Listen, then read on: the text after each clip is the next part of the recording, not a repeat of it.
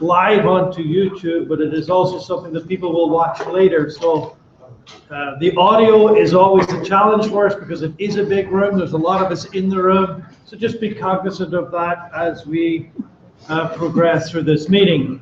So without further ado, I will turn it over to our crime analyst, Adam LeBlanc, and he will present this month's crime data to you.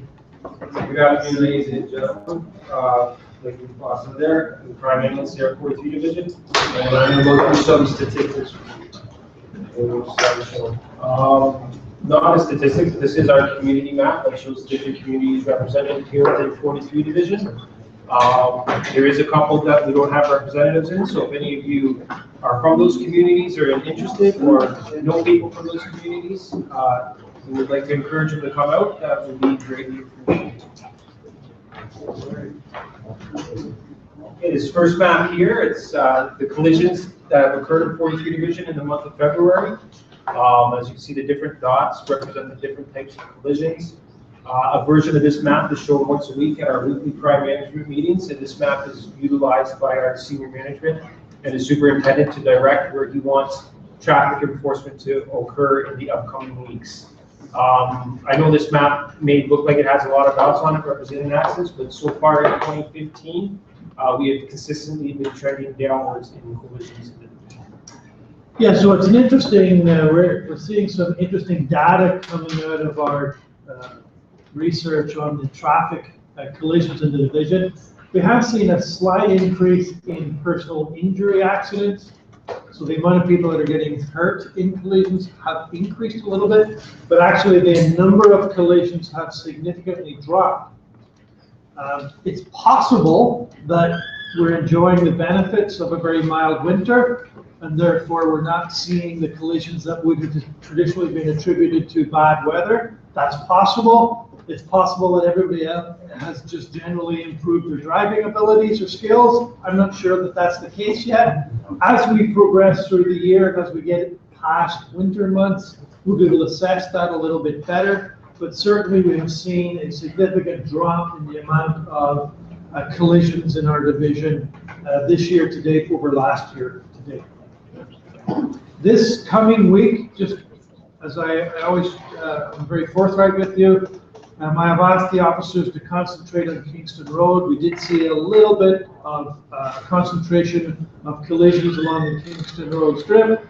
So if you decide to speed along Kingston Road in the next week or so, the gentleman at the back, Happy, you'll be shaking his hand.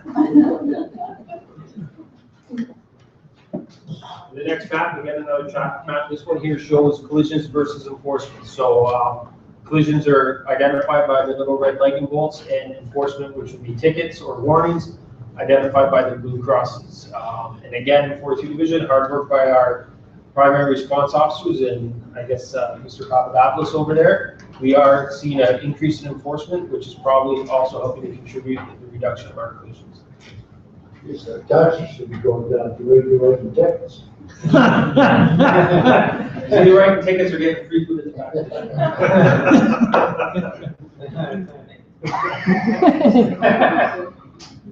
Next map here, we have great vendors. Again, all our stats this year so far from 43 are doing excellent, but this is one of the ones that we're having a bit of a harder time with. If you look at this map, the dots are just representing the zones they happen. In February, we did have quite a few residential entries in the area of the southwest end of Scarborough. Like we said last meeting and this meeting, one of the big things we need to combat this is people that are home during the daytime hours and see unusual things happening in their neighborhoods. Please give us a call. I can assure you though, in the first 10 days of March, we have our major crime units have shifted their schedules and are working hard on this problem, and that this trend here has started to slowly disappear. So when you come in here and see the March map, you won't see as much activity over. So our break-in enters, I sound like a broken record in some of these topics, but our break-in enters, you will remember that year over year for the past 4 years, we've seen a drop in break-in enters. This year, we're maintaining that drop. We've actually seen 3 more break-in enters this year to date than we have seen in the previous year. So it's more or less equal, the amount of break-in enters we're seeing. I'm not saying that we're satisfied with that. We're continuing to try to drive that down. We have got a special project going on now where we're trying to address it.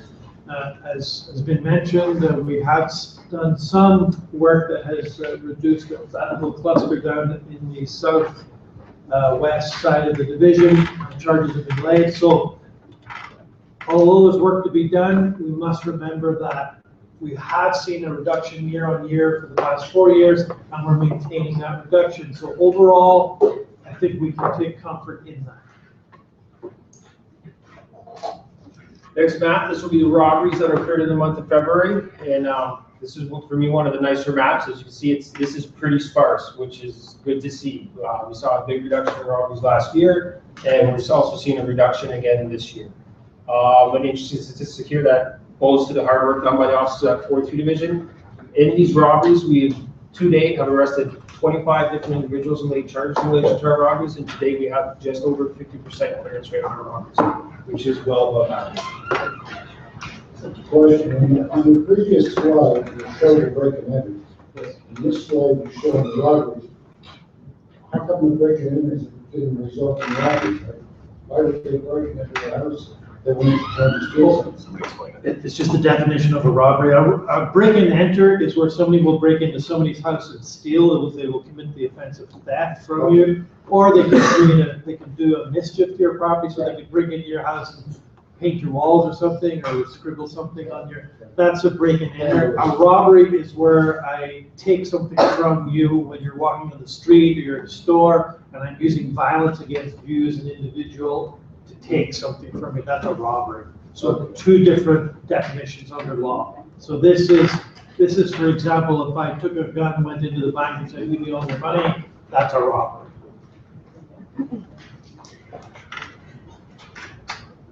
The next one here is our theft of autos. But Again, if I can just go by, I don't want to brush over that. I want to recognize some of the work that's been done by my major crime, and my neighborhood safety and community response units this week. We had 5 robberies this last week.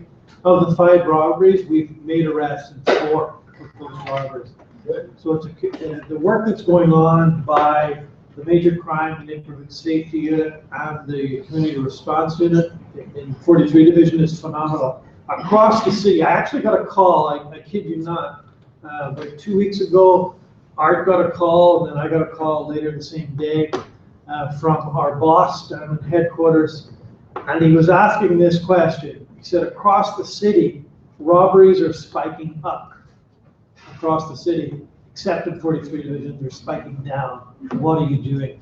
So I just want to recognize the great work that's being done by those folks in those particular units in 43 Division that's resulting in a spike down in the robberies where everybody else in the city is seeing a spike up. So it's fantastic work going on by the men and women that are serving this community in 43. You're being very effective. the next slide here just shows our theft of autos throughout the division. As you can see, February, mainly the west end of our division being affected by stolen autos. Our stolen autos also for this year are trending down. And one of the things that the dots doesn't show, but one of the things we're seeing this year is more older model vehicles being stolen. So if you have an older model vehicle, make sure you lock it up. And the newer model vehicles that are being stolen is often this year. And then our last slide, which shows all 7 major crime indicators compared to 2015. Again, some of these numbers look pretty big, like minus 34%, minus 30%. Remember, it's because we're dealing with small quantities to the left, which results in big percentages. But as you can see, pretty much everything is trending down.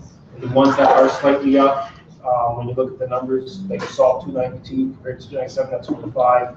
Break enters 80 compared to 82, that's only 83.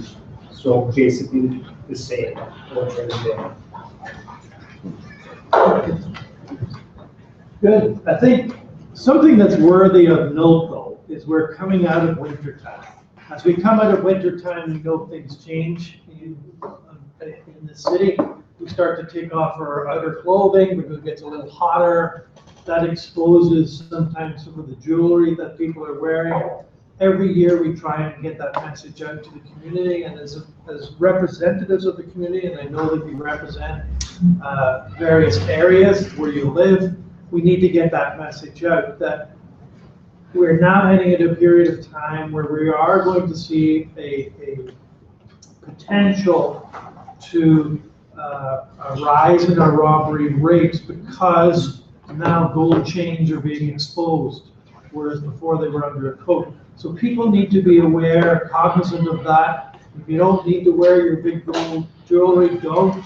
If you are wearing it, be cognizant of where you are, your surroundings, who's watching you. If you leave a window open, don't leave the house and leave the window open to let in that fresh air. Make sure you close your windows. You've got to take those common sense. Lock your doors in your cars, lock your doors in your house. Those common sense steps to help protect yourself. We can only do so much, but in partnership with you, we can make you safer. But we all play a role in that. Thank you very much. That's it for me today. Thanks, Adam.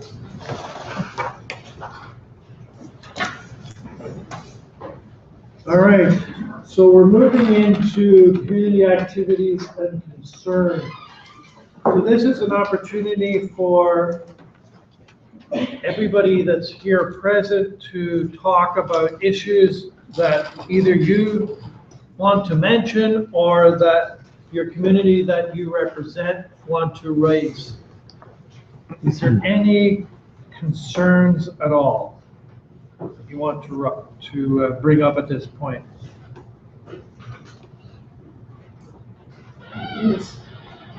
Silence. You've done such a good job, we got nothing.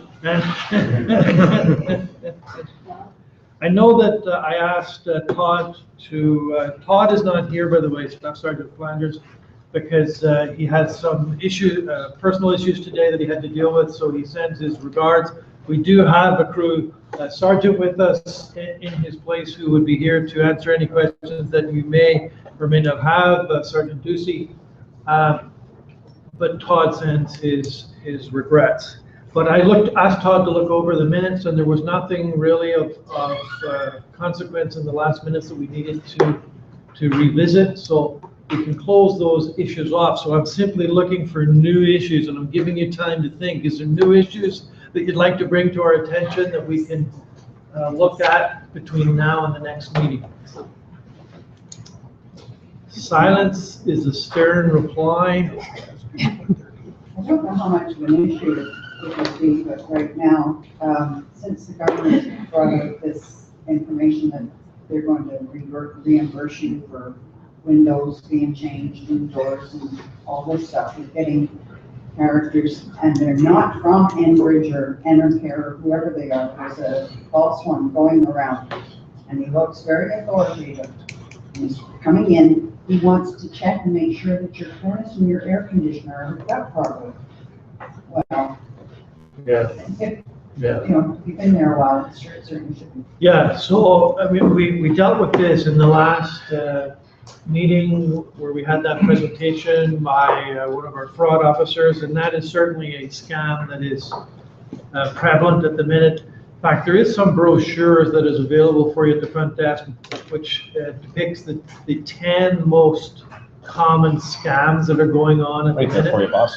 There you go.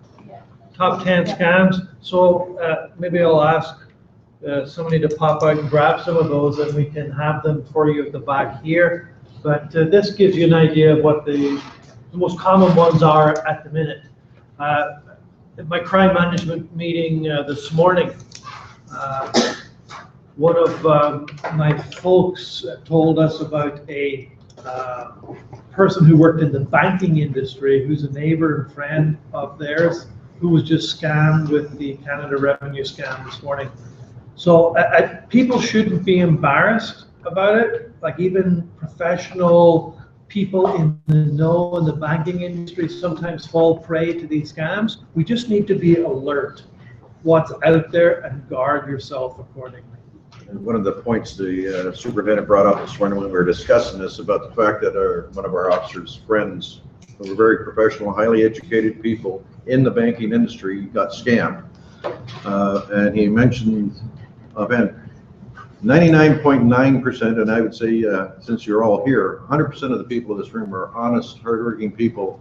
You're automatically thinking, I've got to do the right thing, or this person on the phone's telling me I've got to fix a problem, that I've made a mistake and I have to fix it. And along with the fact that they may be highly educated, you got to remember these people doing this are professional. They're very polished and capable, and make it sound like it's the most natural thing for you to do, to go down to the bank and send them a $3,000 gift card. Like, when you're saying don't be embarrassed by it, these guys practice at it. They get lessons like we've gone to school to get whatever degree of education we have. They get the same thing on how to fool you. And the best con artist is the one that has you walking away smiling and feeling good and not noticing until 3 days later that, he stole my wallet, and he stole my money. So don't be embarrassed if somebody's, and don't automatically get taken in, I'm from the CRA, you owe back taxes. It's all a scam. And if you have a doubt, phone your contacts here in the station, or phone us, our front desk general number, and we'll reassure you that, no, the police aren't coming to kick my door and take me to jail. No, CRA isn't going to freeze my funds. Just again, remember, they're professional and they do this as a living. You say, give me your number and I'll get back to you. I tried it. That number was not in service. Simple. Oh, sorry, phoning. I thought you were talking about phoning me. No. Maybe I just blanked you out, Mike. But you're right. You're right. There are simple things, but if you have this nagging doubt in your mind that maybe there's a bonus, we'll reassure you and support your opinion. But guys who want to see the furnace and Yeah. offer you cheaper hydro. I said I don't have a furnace, and I'm getting one. And I don't pay hydro. They're stunned when you say that. Don't get it. I just tell them, I never pay it. What's hydro? I just say, oh, no, I don't actually live here. I just broke in. He's not going to call the cops. Good. Any issues at all? Any other issues before we move on to the next agenda item? Excuse me, sir. Sure. Sir, it's an issue maybe just with me, but I don't know if it comes under umbrella of police services. Who in their right mind made me get my picture on here, look like an old gray-haired lady with bags under my eyes, when I should be with glasses? If I drive with glasses, why can't I have a picture with glasses? An excellent question that you should address to the provincial government. Well, this is an action, if it's not you, it's political. Yes, it is. Or provincial, well, it's still political, it's not these guys. I just wonder, if I got stopped and one of you good-looking guys in uniform that says police asked me for my driver's license, you're gonna look at it and say, that ain't you, that's some old gray-haired lady with bags under her eyes. Whereas looking here, you would say, yeah, a cheap gray-haired lady, no bags visible. Well, you just called us good-looking guys, so I would encourage you to get your prescription checked.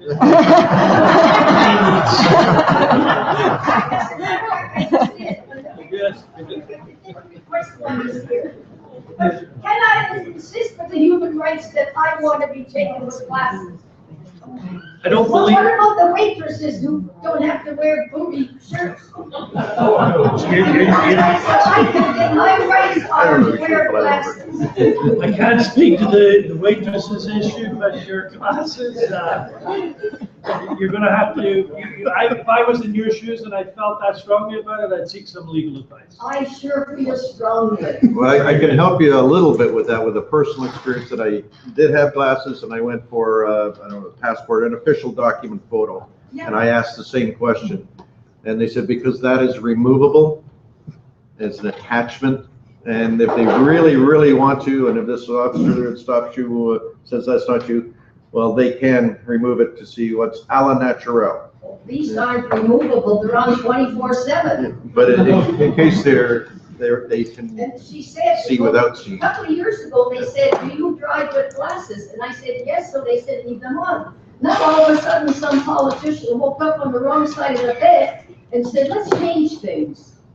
They do that all the I time, know don't they do, I'm getting sick and tired of it. Thank you anyway for listening. You're welcome. You're welcome. Anything else? Anything else before we move on? I have a question. Sure. Did they catch the robber from the bank in Nova Scotia at Port Union? Nope, he just got away. Okay, thank you. So far. Oh, yeah, good. Keep on. I was in the TD Bank at the time, Yeah. which is right on the other Yeah. corner. And some man was talking on the phone, was asking about, and I guess it was wrong, obviously. So Paul told me it was not the TD Bank, it was wrong, it was the other bank. And he was talking about, to somebody, did you get a video of him leaving and all this for the car or whatever? Yeah. I assumed it was the TD and I was in there. I thought, well, he left. Yeah, no, we haven't caught that individual. Hold up, whenever we get a bank robbery, it's actually not investigated by the division, it's investigated by our hold up squad. So that Nova Scotia bank robbery is being investigated by hold up. Thank you. Generous on the efforts. It's in the news, the transformation. Prayers.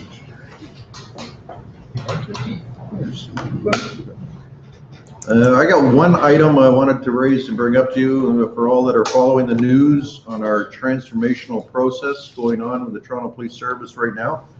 Much greater than ours. I'm sure if everybody's following the news, the recent passage of our budget for 2016 at $1.3 billion with the rider that we will reduce.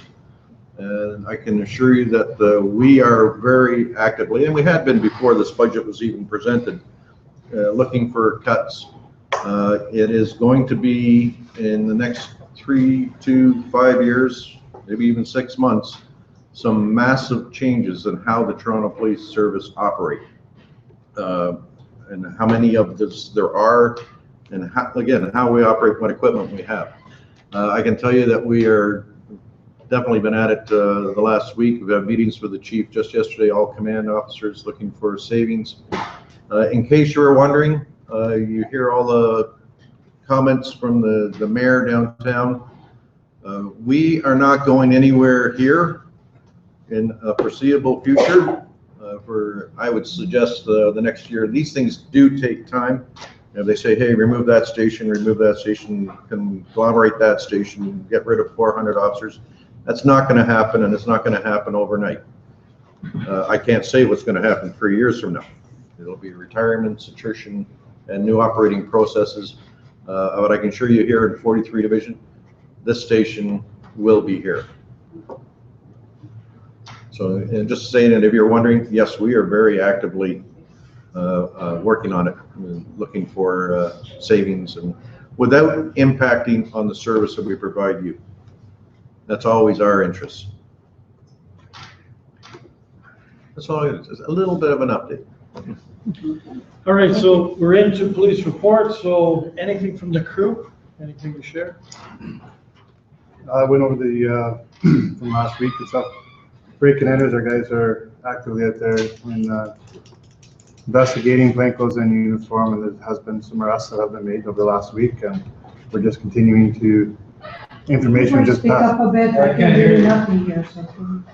Our guys have been out on the road actively working on the break and enters. There has been robberies and break and enter, people that have been arrested, people have been identified, so we're actively looking for them right now. So we know who they are, and I just got to find out where they are right now. And so we are out there. You may not see us sometimes, but we are actively out there working on what's been going on in the community, any issues that have been going on. So if there's anything else that's going on, let us know, and we'll make sure that someone's on it for us. Detective Sergeant? If I touch on our main report for that. Sure. Hello, everybody. My name is Dave Eckman. I'm the Detective Sergeant here. Part of my job is in charge of the school officers here in the division. We were contacted a few weeks ago by some very enthusiastic principals, some of our area schools on the Cedar Break. And what they plan on doing, it's going to be on May 4th, so they call it May the 4th. I think the official title is May the Police 4th be with you. And essentially what the schools want to do is hold an event at Cedar Break, and it will be sort of a training day for some younger theater schools, grade 4s, I think, are the target audience. It'll be put on by the police and high school students from Cedar Break. So we're going to have a bit of a sort of a police academy, a one-day police academy with these grade 4 students, and sort of put them through some of the testing that police officers can go through when they try to get hired as police, or people go through when they try to get hired as police officers. So we'll have some of our apparatus there. Make it a fun day, sort of, you know, really bring the kids close to the police officers so they can get exposure to us, we can get exposure to them, and use the high school students sort of as a means to facilitate that as well. So it's going to be held on May 4th of this year. I think we're looking at sort of 10:30 in the morning to about 2:30 in the afternoon. We'll give them some pizza lunch and things like that. So I'll have more information for you. It's in the very infancy stages right now, but we're working hard to get that together for May 4th. I'll have some more information for you guys on the next meeting if you're interested to hear about it. But it's going to be a pretty good event. We're looking at probably about 300 to 400 students involved. So it'll be lots of fun. Get some police horses out there, some dogs, some of our equipment, some officers on bikes or ATVs, all that kind of stuff. So should be a good day. I'm sure Randy will be involved, and anybody on social media, I'm sure you guys will see all the pictures. Thank you.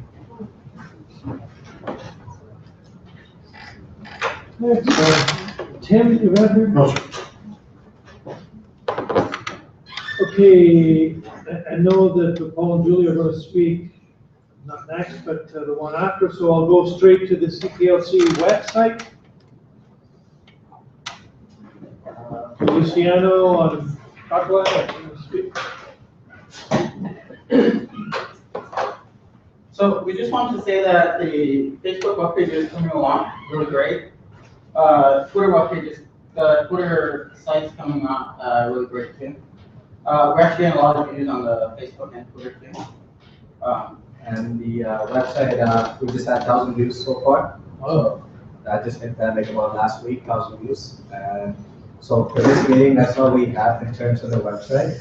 So we did hand out the website addresses and cards for the website, like our business cards. So Yeah, I have a whole stack here if anybody needs more. So if you need to put any community events or anything on the website, the email address is there. So you can send us an email, and then we'll take a look at it, approve it, and then it'll go on the website. So that's all we have for today, and then we'll give you guys an update on the next meeting as well. Thank You really think I need to approve it? You guys are doing it. Okay, yeah. Thank you. Any questions? For Yeah, any the little- question? Anything you guys would like us to add or anything onto the Facebook, Twitter, website? And there's on the site, there's a comment section. So if you have anything that you would like to see on the website, just put it there, and then I'll get to the email address and we'll add it from there. All right. Yes, that's it. And there are also the brochures that Julie and Paul Yes, have that done you called me. that are on the front table at the front with all the dates of our meetings, etc. Yeah, all the dates are on the website. Pick up one of those. Meetings and the calendar, and all the dates, community events happening in the community, 43 editions, all that. People that give it as possible. Thank you, folks. Thank you. Thank you, gentlemen. Thank you. This is gonna be really embarrassing if we're not going next, because we're always. You're up. Don't they look alike? It's amazing when you start to work with people, that can be a phenomenon. This was really set up, there was a question about the glasses, and if you look on the back of your license, there should be a letter X, that they're required to use glasses. I looked in the back, look, and the paper one, it says corrective lenses used. Right. But on the actual license, it didn't say. Officer private office could tell us better, don't click A and then a Z as an air brake endorsement, and everything, so if you X. You can have glasses, if you're actually required for them to drive, then there's our price I can put in, so we're I ready to tell go. them you said so. So if everyone remembers from our meetings previous, Paul and I were doing SEPTED audits and talking about what SEPTED is and going through all the principles. So basically, we're just going to close it out today with territorial reinforcement and maintenance. So everyone remembers us talking about our door and the strike plates and that type of thing. So we're just continuing on from the same presentation. Okay, folks, just as we get going here, we just wanted to distinguish between safety and security. And I'm hoping everyone realizes that is the outside of a prison. And it's not my backyard, or it's not a school either.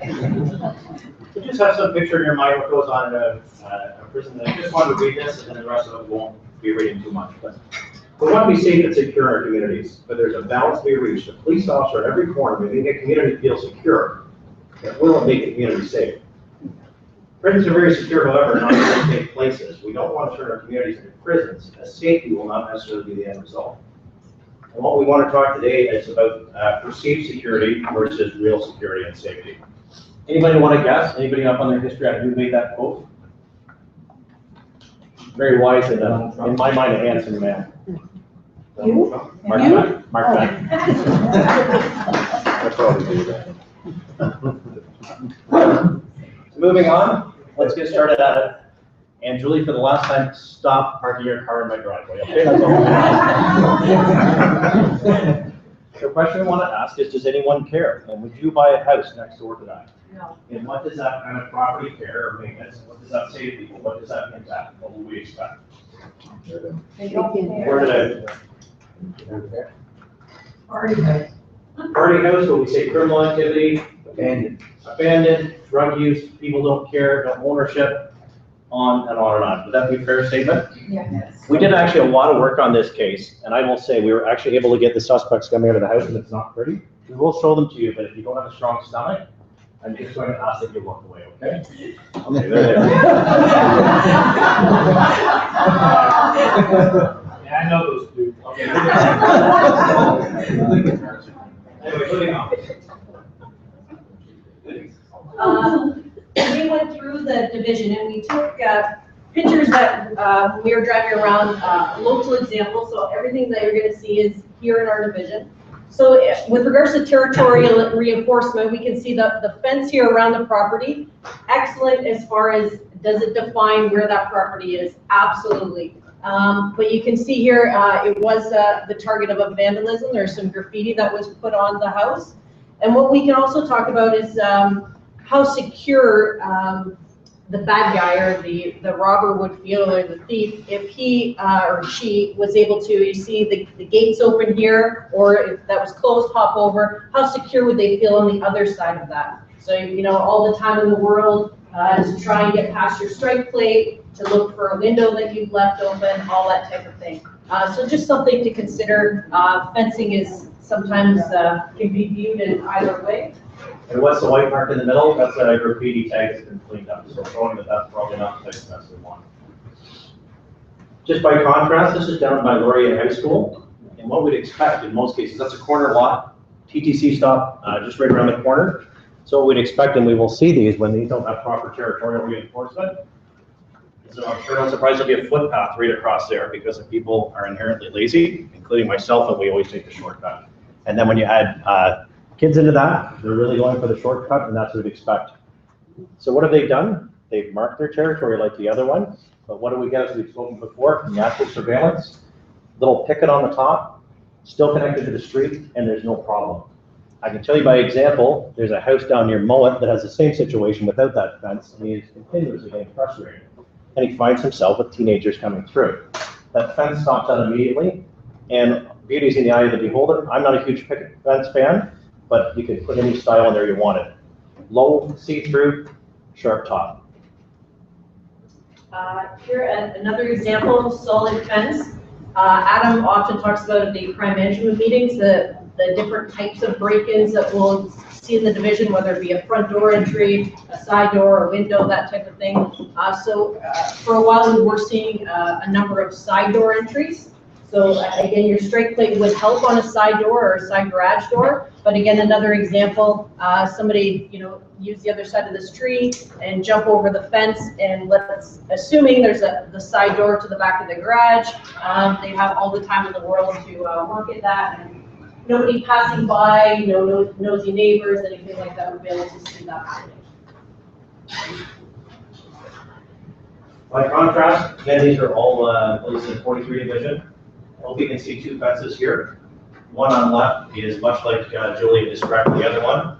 Great territorial reinforcement, no natural surveillance. And once they're over that, they've got time and space and they can work on that basically all day. Chain link fence, not my favorite fence. It's very easy to climb over and it's very easy to rip when you're trying to really discourage access. However, if we want to guess which one we would expect to be broken into, I hope that everyone will say the one on the left. The one on the left with the solid fence, a little bit higher, but how much time and space does that person have with that right chain link fence? I would say basically none at all. It's on the Morningside there. The next slide, compromise, a word Paul knows no meaning of, but this is actually, and we spoke with Reg earlier, and he's good with us using the pictures of his house. We're actually at Reg's house for a SEPTAD audit. So you can see here's an excellent example where you still have the privacy, but Reg has added the lattice work. So when you're standing here, privacy down below, but anyone passing by can still see into his backyard, would still notice somebody that was trying to gain access to a window or a door or something that's happening there, but it also still looks very nice. Another example from Reg's house that I found very interesting. This door is located right at the back of the house with the single pane glass that we would, sometimes see damage here, and then of course just reaching in and unlocking the deadbolt. But what Reg has done is installed a piece of Lexan over top of the glass, both here at the top and you can see down at the bottom. And Reg, did you want to talk about that a little bit? You got it from a neighbor and a fairly... Yes, the lower panel of Lexan was donated to me and it's 1/4 inch thick and supposed to be bulletproof, so nobody kicked the door panels in. And the top piece I bought, it's quite expensive. 1/8 of an inch thick, but it's hammer proof. You can't break it with a hammer. Yeah, and that's just a fantastic example of, stepping outside of the box, and Paul's example of nobody wants their home to look like a prison, but here's something that somebody would pass by and maybe not even realize that security feature. They still have the benefit of, getting the light and looking out into their backyard and all that type of thing. It's a fantastic example. And of course, we always go on to the point of obsession about the window film that we accomplish the same thing. And also, there's decorative doors that look like a screen door, but the bars are actually security-wise, all kinds of things. A couple of very quick success stories. One is along on the agenda, but this is down on Morningside. Some of you recognize those buildings. More of a commercial application. I don't think anybody here is probably going to be putting up those large brick pillars.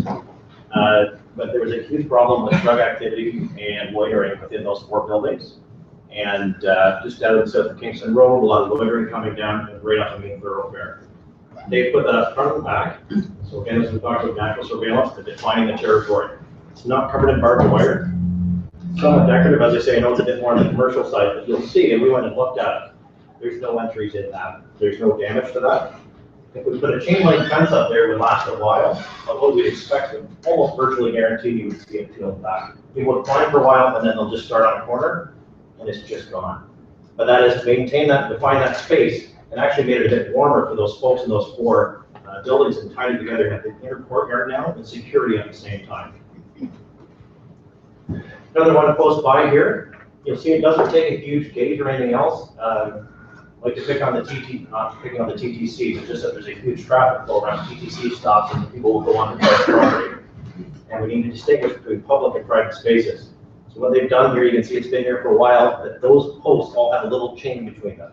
And then they've established that corner with those cedar trees. There's a little bit of natural surveillance, but they kind of stake that out, and there's no footpath through there. Again, it doesn't look like a prison. There's a perception of safety, but there's real safety there as well, and keeps people off their property. 2 large apartment buildings across the road again, a lot of foot traffic. We'd expect to see a footpath on the 45 through there. It doesn't exist, just by that small passive measure. Territorial reinforcement.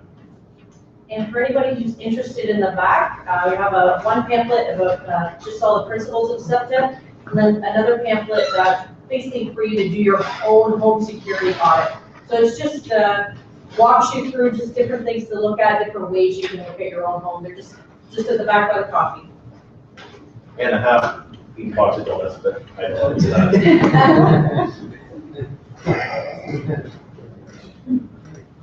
do the best I can to secure.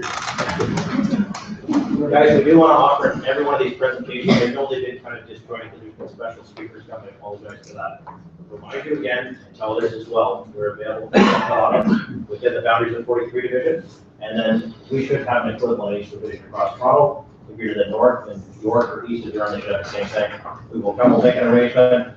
You're paying this for your taxes, come and get some buyback and promote trade. So, happy to do it. Thank you, gentlemen and lady, and that's great information for the rest of us, thank you. And now we have Cecilia talking about the Mother's Day baskets. Thank you. I'm sorry. You're next, you're next. That's fine. I was gonna say, the German Shepherd works really well.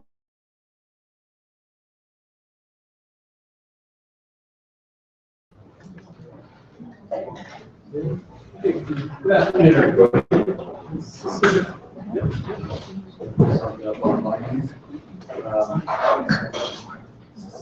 Before I start, I just want to say, just want to mention, we have Angela Brackett here, and anybody in the community will know who Angela Brackett is. Angela Brackett, this past weekend, was the recipient of the award by the city. She was recognized as a leader in Scarborough for the work she does for international things. So, congratulations.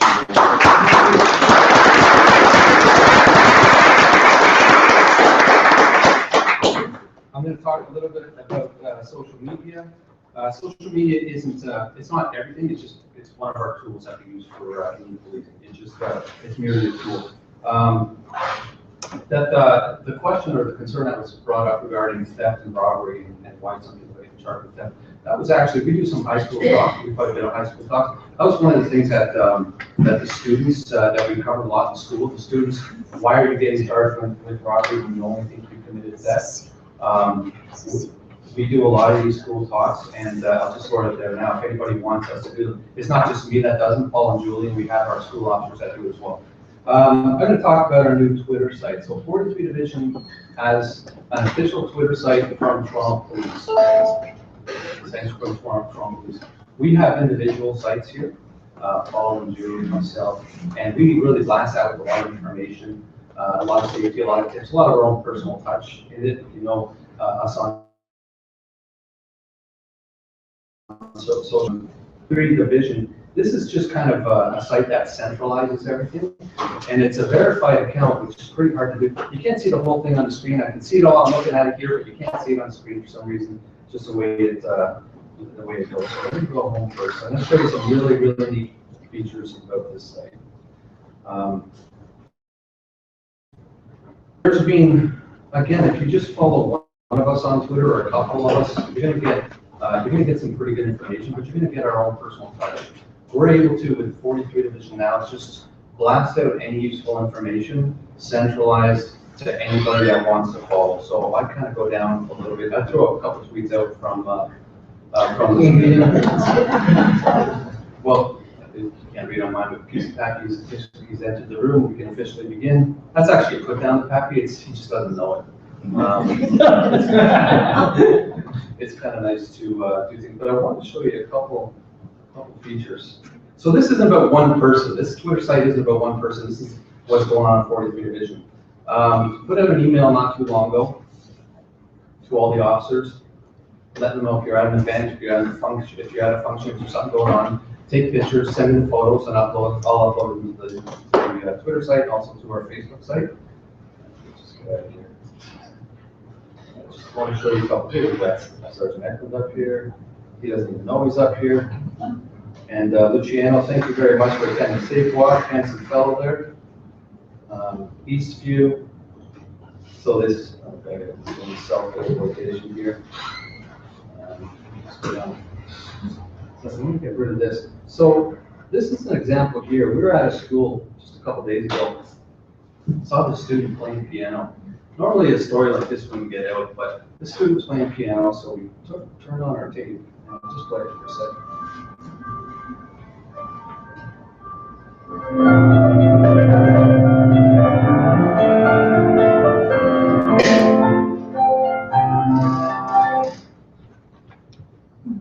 Little 13-second clip to taken with the phone, we uploaded that.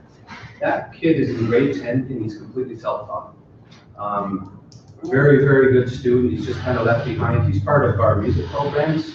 And he kind of just stays to himself off in the corner, but there he is playing the piano. So we post this, we upload it. Next thing you know, City TV's contacting him because they wanted to do a story on this kid. Grade 10, completely self-taught, and there he is. So that's kind of, one of our success stories that come from social media. We don't always see the benefits right away. And I'm going to show you something else here that's pretty cool. I actually just saw a couple of minutes ago myself. And we're going to put some more people out of work here.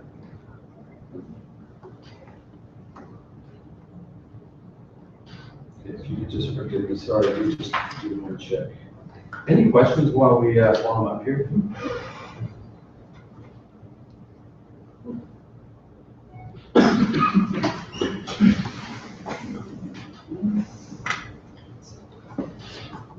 Okay, here we go. So, we had an officer talk about, go over our maps and go over statistics and such. There's a Twitter site that was actually just updated a few hours ago that is now, you can go online and check all this information out yourself. You can find statistics, you can find out maps for your area, you can find out crime trends, what's going on in your area, all over Toronto. Anybody can go on this.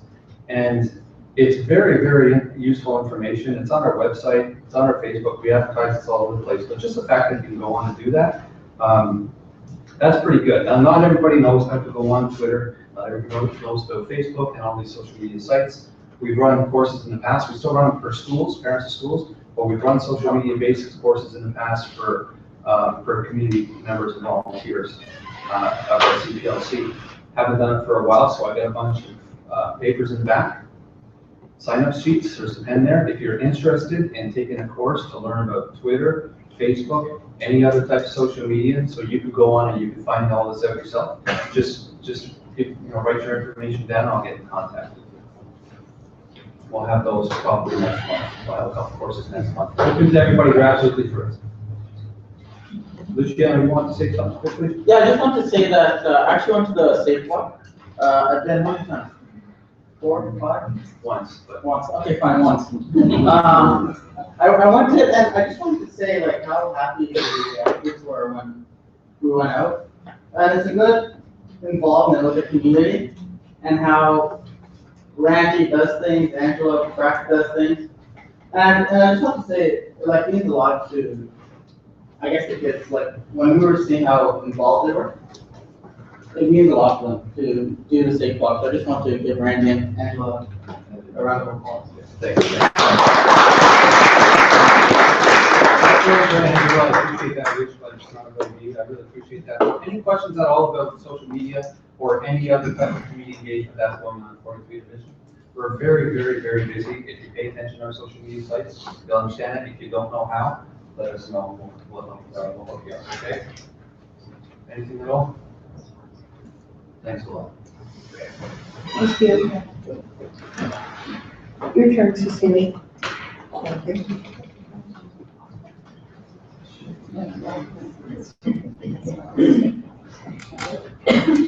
Good afternoon, everyone. We're preparing for our Mother's Day basket drive. We have Mother's Day baskets that we take over to Rosalie Hall every year. This will be about a 5th year, I think. And everybody's invited to participate. We look for items for these new moms. There's going to be about 16 of them that will graduate on the 7th of May, and they go back out into their community. And they need, like the rest of us when we're starting up home, we need all sorts of things to get started. So we especially want to take care of the little ones, but also mom, because it's Mother's Day. And these people have all been through a lot. They don't have homes originally, or they've been moved out of their homes and they're at Rosalie Hall. We have a lot of they have a lot of successful people. The girls are able to get their education. They've got a lawyer. She's gone to bar and she's got her papers. She's been out in the business world, I think, for about 3 years now. There's another young lady that picked up a $50,000 scientific degree and is working in Montreal. So they continue their education. Rosalie Hall gives them all the support that they need, and we'd like to help them out. So if anybody would like to participate in this, we have donation baskets at the desk here at 43 Division. You can bring in any items, knitted items, hand sewn items for the little ones, up to 5 years of age, okay? And all brand new. And maybe a special gift for a mom, because we try to get something for these 16 mothers that are going out with these kids, okay? Thank you. And this year, our deadline for our baskets,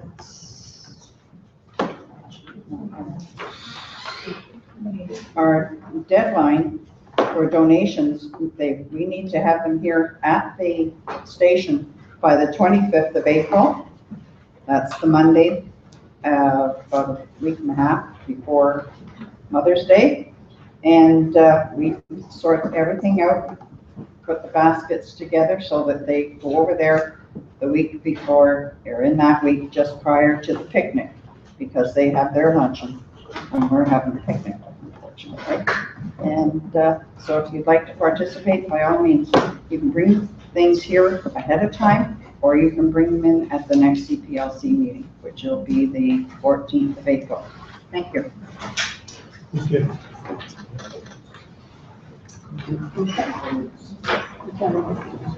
Okay, that will conclude our live portion, the live stream portion of our CPLC. We'll take a few minutes break.